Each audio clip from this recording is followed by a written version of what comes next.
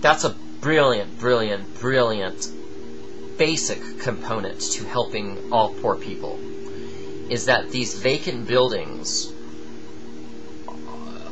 need to be brought to American Disability Code and Earthquake Code, and they could be used for some type of full assimilating donation space serving this minority group. A minority group is like the black people over there, the Japanese over there, the gay people over there, the abused women over there. Poor is also a minority. Out of all of this, we haven't even talked about Vietnam vets. Well, you want to know about them right now? They're receiving staple drugs like Geodon for mental community health. That's what they're all about right now. They're part of the overlooked. So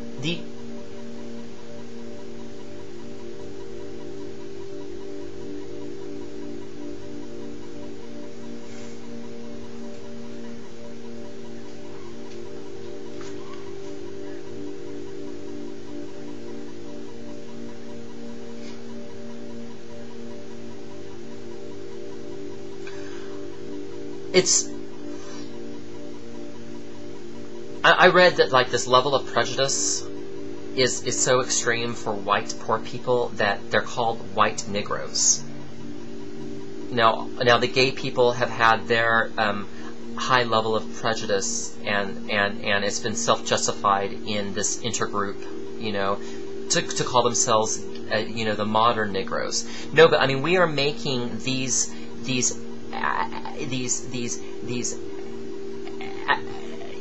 absurd, discriminatory words that have been used in American civil rights history to show how lowly we are right now. That this is not doing it to offend you. It's doing... Pardon? They're using that word because it's so painful, and there's an emotional level of prejudice at Sunny Acres. And there's a personality there. Sunny Acres is a place where it's a place where if they're homeless and they have a Social Security check, they can do chores, they for rent, for food, and housing, and on holidays they give pumpkins at a good reasonable atmosphere. Along with Christmas time, there's Christmas trees, and they're doing different types of comfortable labor, so that they're not homeless. And Danny Duvall's property is not up to code, and so all the rich people in San Luis and our government, they're like, are you guys disciples of the devil? And he says, nobody else wants to take care of the ex-felon. Nobody wants to take care of the sex offender. Nobody wants to take care of the drug addict. Nobody wants to take care of these people. And people do...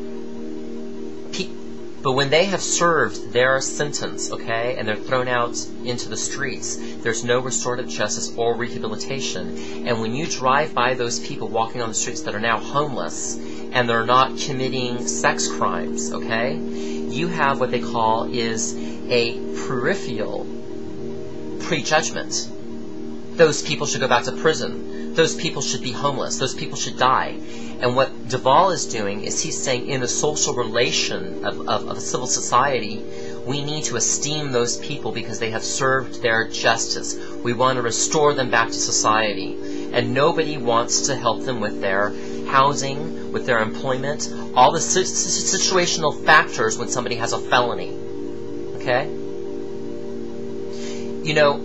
Law and order is not about making an arrest, creating punishment and a sentence, and then throwing them to the streets. And there's absolutely no point for them to even be on the streets. Thus, everything becomes into a revolving door criminal justice system. They reoffend because prison, the incarceration, the penitentiary, confinement is a better living than having to deal with trying to get hired onto Taco Bell or some yuppie boutique in fuck you San Luis Obispo in a Reaganomics, white, polluted, extremist, free-floating attitude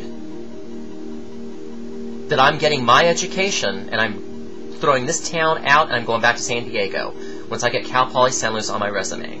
There's a problem when we're living right by the men's colony and you have Sunny Acres that's being driven out. And I'm trying to deal with just one person there. One person that needs some type of out-group that's going to help. And I don't know, I think this is becoming a learning institute for social justice education. I'm learning a lot about the study that we compare between cream of the crop and white trash on the street. And the generalized labeling and the stereotypes, we're all agreeing we want it out. Get rid of it. Post-gay, gay's a no issue. You know, gay, bisexual, whatever. You know, but what about the poor people that feel like Negroes? It's a very painful thing right now when these people are knocking on your front door. And your mayor isn't returning their phone calls. What do we do at the micro level? Do we baptize them and make them go to church?